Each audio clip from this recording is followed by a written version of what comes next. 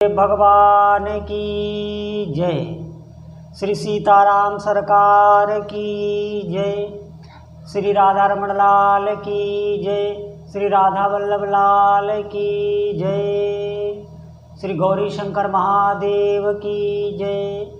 सभी दर्शकों और भक्तों के चरणों में कोटि कोटि प्रणाम। सबको प्रेम भरा जय जय श्री राधे। आज मैं आपको भक्तमाल जो ग्रंथ है ये अभी का है। आप समझिए जो हमारा इतिहास मुगल शासन जब था ये तभी का ये भक्तमाल ग्रंथ है। और नावादास इसके रचयिता हैं, बहुत ऊंचे संत थे और उन्होंने भक्तों का चरित्र लिखा है। और ये हमारे देश का इतिहास है। आज मैं जिन संत का आपको चरित्र सुनाऊंगा, भगवान उन संत के साथ लीला करते थे। ये कलयुग की बातें आप समझें। हम इतिहास पे विश्वास करते हैं लेकिन भक्तों के चरित्र पे क्यों विश्वास नहीं करते। ये उसी समय का है, उसी काल का है, ज़्यादा समय नहीं हुआ, इसी कलयुग की बात है। तो मैं आज आपके सामने ऐसे भक्त का चरित्र लेके आया हूँ जिनके साथ भगवान लीला करते थे। जैसे हम आप हैं शरीरधारी, ऐसे शरीर में आके लीला करते थे। मैं आपको सुनाऊंगा, आप बहुत ध्यानपूर्वक सुनना। श्री सद्गुरुदेव की कृपा से जैसा भी हो, जो भी गलती भूल हो जाए मुझे क्षमा करना। मैं पूरा प्रयास करूंगा आपको समझाने का। तो आज मैं श्री गोविंद स्वामी जी का चरित्र आपको लेके आया हूँ। श्री गोविंद दास जी का जन्म ब्रज के निकट आतरी ग्राम में 1562 विक्रम में हुआ था। अब आप समझे आज से लगभग 5 और 3 800 साल पहले, 700-800 साल पहले इनका जन्म हुआ था। ये ज़्यादा पुरानी बात नहीं है।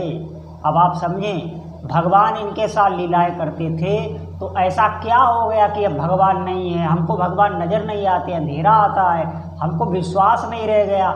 ये तो इसी कलयुग के संत हैं। मैं ये बात नहीं कह रहा हूँ ध्रुव प्रहलाद है, इनकी बात नहीं कह रहा हूँ। मैं तो इस कलयुग के भक्तों का बखान करूँगा। आप बहुत ध्यानपूर्वक सुने। ये ब्राह्मण थे और बाल्यावस्था में इनमें वैराग्य था और भक्ति के बहुत संस्कार थे। ये बाल्यावस्था थे।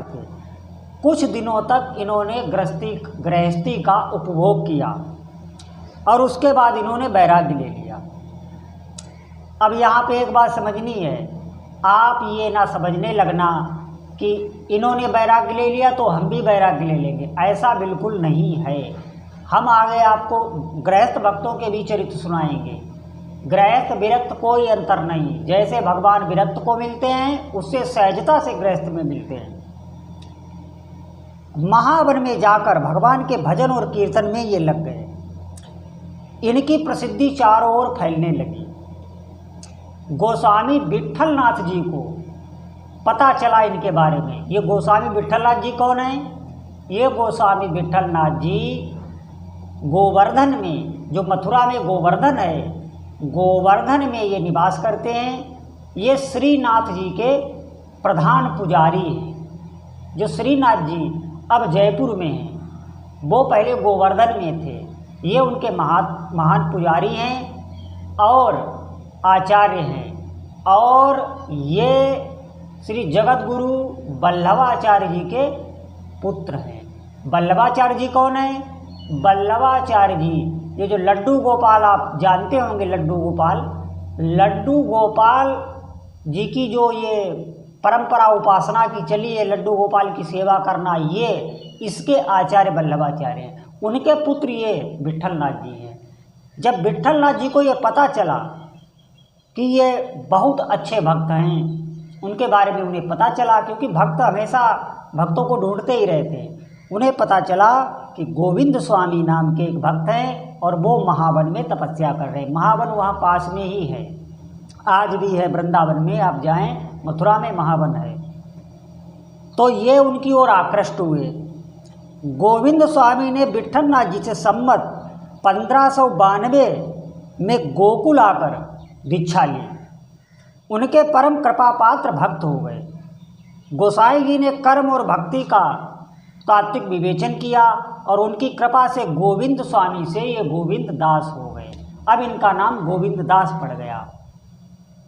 उन्होंने गोवर्धन को ही अपना स्थायी निवास बना लिया और गोवर्धन के निकट कदम वृक्षों की एक मनोरम वाटिका में वो रहने लगे। वह स्थान गोविंद दास जी की कदम खंडी नाम से आज भी प्रसिद्ध है। आज भी आप जाएंगे तो कदम खंडी नाम का गोवर्धन में स्थान आपको आज भी मिलेगा, अभी है। वे सरस पदों की रचना करते थे। ये जो गोविंद दास जी हैं ये भगवान के प्रेम के, उनके श्रृंगार के, ये रीझ के पद लिखते थे। और फिर ये श्रीनाथ जी जो भगवान का विग्रह है, प्रकट विग्रह है, उसको उन भगवान को ये पद सुनाते थे। यही इनकी सेवा थी। और ब्रज के प्रति इनके अंदर बहुत आसक्ति थी, बहुत अनुराग था। उन्होंने ब्रज की महिमा बड़े सुंदर ढंग से बखान की है। उन्होंने ऐसा भी कहा है, गोविंद दास जी ने अपनी वाणी में कहा है कि बैकुंठ जाकर क्या होगा, ना तो वहाँ कालिंदी है, ना वहाँ गोवर्धन है, ना वहाँ शीतल और मनोरम छाया है, ना भगवान श्री कृष्ण की मधुर बंसी धुन की, ना भगवान श्री कृष्ण की मधुर बंसी ध्वनि है, ना तो वहाँ नंद यशोदा है, ना वहाँ चिदानंद घनमूर्ति श्याम सुंदर हैं, ना तो वहाँ ब्रज रज है। मैंने एक बार आपको ब्रज रज के बारे में बताया था। ये भी कह रहे हैं ना तो बैकुंठ में ब्रज रज है और ना तो प्रेम में उन्मत्त कर देने वाली श्री राधा रानी के चरणार बिंद हैं, ये भी बैकुंठ में नहीं है। तो ये कह रहे हैं बैकुंठ में क्या होगा, बैकुंठ से अच्छा तो हमारा ब्रज है। एक बार गोविंद दास जी, अब ध्यानपूर्वक सुनना, एक बार गोविंद दास जी यशोदा घाट पर बैठकर बड़े प्रेम से भैरव पद गा रहे थे। भैरव राग में पद गा रहे थे। ये पद कौन सा था? आओ मेरे गोविंद गोकुल चंदा, आओ मेरे गोविंद गोकुल चंदा, भई बड़ी बार खेलत जमुना तट, बदन दिखाई देऊ आनंदा, आओ मेरे गोविंद गोकुल चंदा। ये पद ये गा रहे थे। तो इनके अंदर उस समय बहुत भाव था, इनके आंसू चल रहे थे और वहाँ पर भीड़ इकट्ठा हो गई। बहुत लोग वहाँ पर आ गए और वहाँ पर अकबर बादशाह भी आया हुआ था और उसने इनका पद सुना। उसके मुखारबिंद से निकल गया वाह वाह, ये इनके कान में ध्वनि गई और इन्होंने उस दिन से उस भैरव राग को भगवान श्रीनाथ जी के लिए गाना छोड़ दिया। क्यों? क्योंकि इन्होंने कहा इस बादशाह ने इस राग का स्वाद ले लिया है, अब ये जूठन में अपने भगवान को नहीं सुनाऊंगा।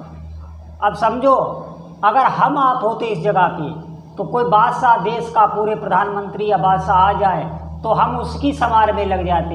यहाँ इन भक्त को देखो, ये उसकी तरफ देख भी नहीं रहे हैं और ये सोच रहे हैं कि इसने ये पद सुन लिया, वाहवाही कर दी, इसने इस पद का स्वाद ले लिया, आज से मैं अपने स्वामी को ये पद नहीं सुनाऊंगा। ये इनकी भक्ति की निष्ठा है। ध्यान देना इस बात पे। गोविंद दास जी की भक्ति सख्य भाव की है। ये भगवान को अपना सखा समझते हैं। और जो वल्लभ संप्रदाय है उसमें इनको श्री दामा का अवतार माना जाता है। भगवान श्रीनाथ जी इनके साथ साक्षात खेलते थे, इनके साथ बाल लीलाएं करते थे।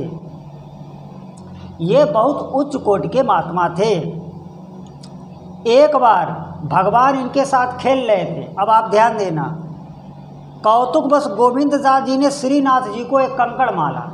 भगवान जो मंदिर में श्रीनाथ जी हैं वो मंदिर में ऐसे ही विग्रह रूप में विराजमान रहते थे और एक रूप में इनके साथ खेलते थे, इनके साथ ही रहते थे। उन्हीं श्रीनाथ जी को एक बार इन्होंने कंकड़ मारा तो गोसाई विठल नाथ जी से पुजारी ने शिकायत की कि गोविंद दास जी ने निर्भयतापूर्वक उत्तर दिया कि आपके लाला ने तो 3 कंकड़ मारे थे।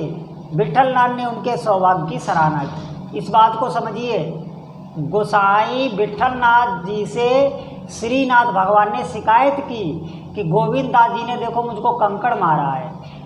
तो गोविंद दास जी ने कहा कि आपके इस लाला ने मेरे 3 कंकड़ मारे, तब हमने 1 मारा है। ये लीलाएं उनके साथ रोज होती थी।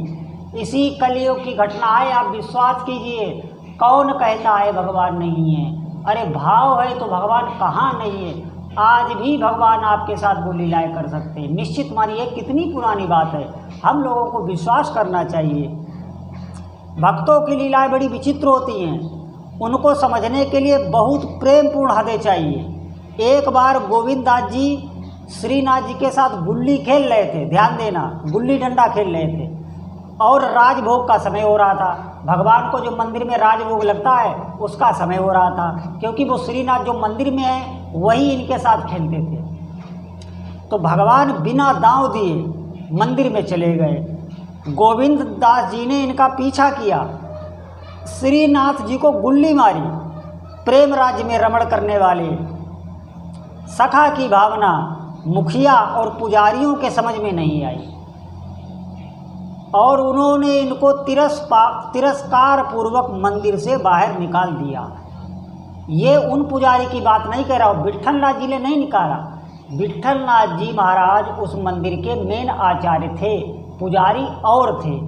जब इन्होंने भगवान को गुल्ली मारी, भगवान बिना दांव दिए चले गए, तो पुजारियों ने, वो तो भाव जानते नहीं थे, उन्होंने इनको मंदिर से बाहर निकाल दिया, इनका तिरस्कार कर दिया, अपमान कर दिया। गोविंद दास जी रास्ते में बैठ गए। उन्होंने सोचा कि श्रीनाथ इसी मार्ग से जाएंगे, बदला लेने में सुविधा होगी। और उधर भगवान के सामने राजभोग रखा गया। मित्र रूठ कर चले गए, विश्वपति के दरवाजे से अपमानित होकर गए थे, भोगों की थाली पड़ी रह गई, भगवान ने अस्वीकार कर दिया। अब समझें, गोविंद दास जी को तिरस्कार पूर्वक निकाल दिया गया था, इसलिए भगवान ने भोग की थाली को अस्वीकार कर दिया कि मैं इसे नहीं पाऊंगा, मेरा मित्र रूठ कर चला गया है। सखा भूखे हों, मित्र रूठे हों तो भगवान कैसे स्वीकार करें? असंभव है। मंदिर में हाहाकार मच गया।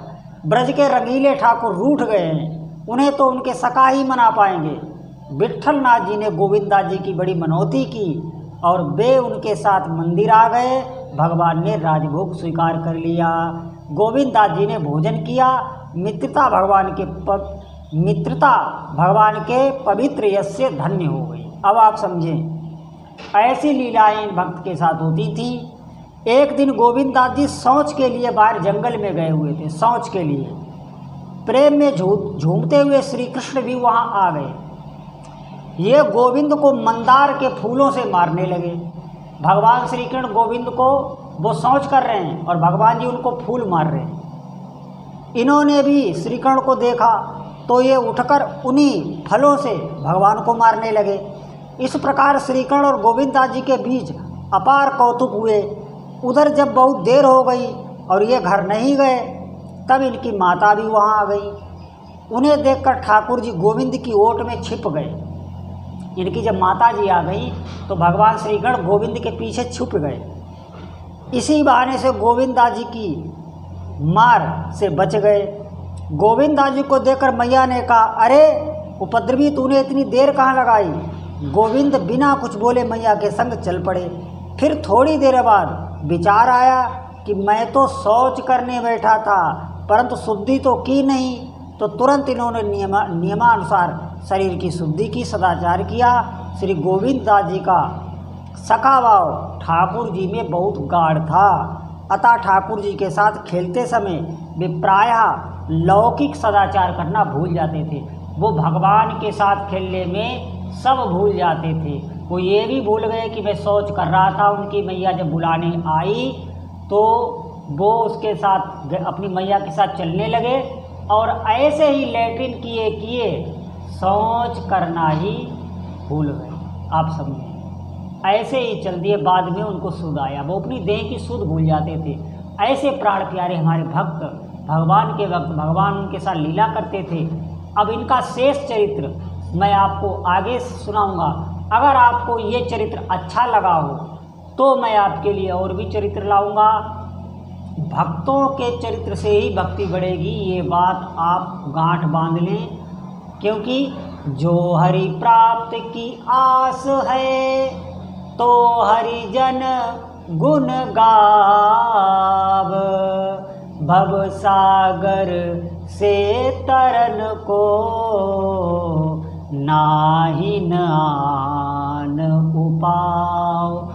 जो हरि प्राप्त की आस है तो हरिजन गुण गाव, भव सागर से तरन को नाहि न आन उपाव। मैं आपके लिए कलयुग में जो भक्त हुए हैं उनकी गाथा लेके आऊँगा, उनका ही यश गाऊँगा। आप सुनना, निश्चित आपकी भक्ति बढ़ेगी।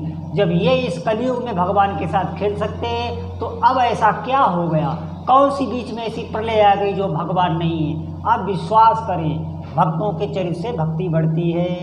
भगवान आपका मंगल करे, नाम जप आप बराबर करते रहें और सत्संग ऐसे ही सुनते रहें। बोलो श्री सीताराम सरकार की जय।